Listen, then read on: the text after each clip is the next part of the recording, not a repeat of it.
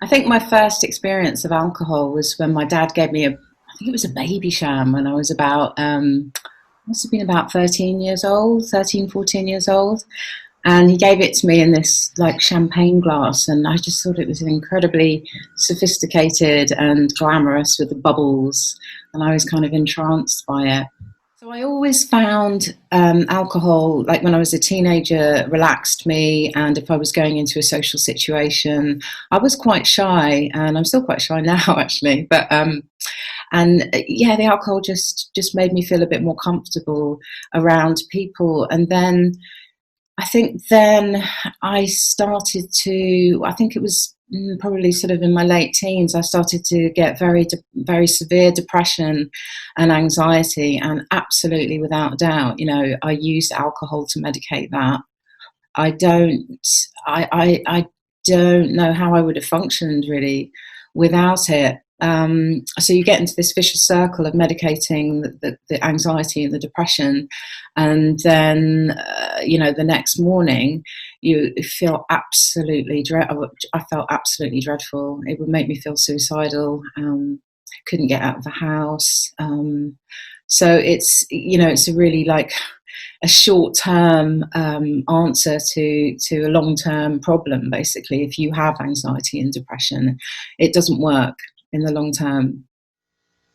I think my drinking really started to get out of hand when I had a long-term relationship end, and it was just I was so overwhelmed with feelings of loss and grief and just sort of unbearable. I had very bad like separation anxiety, and I just needed the alcohol. Then I had to have it. I mean,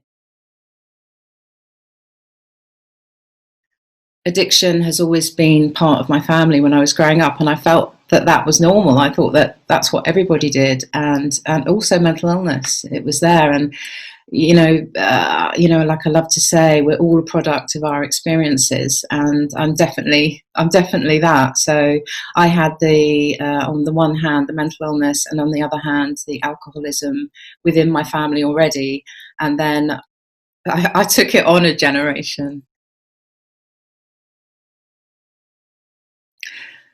Yeah, with addiction, I think in a way, the worst impact was actually on me. How it affected me, it destroyed my confidence, my self-esteem.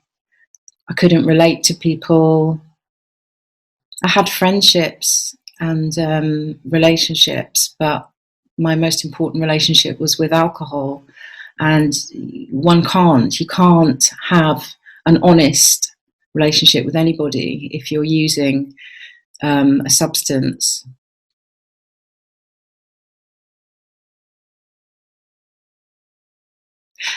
And the alcoholic mind can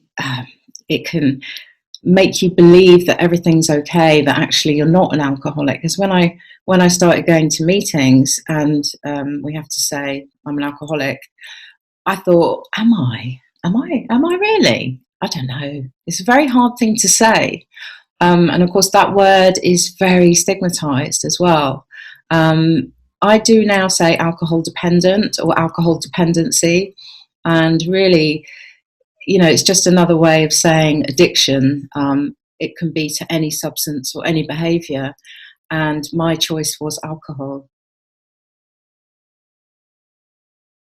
Basically, I ended up going on a 4-day binge, and I ended up in A&E, and I thought that it was the first time that that had happened, and I thought that I drunk myself into a sort of nervous breakdown because I was just like shaking all over.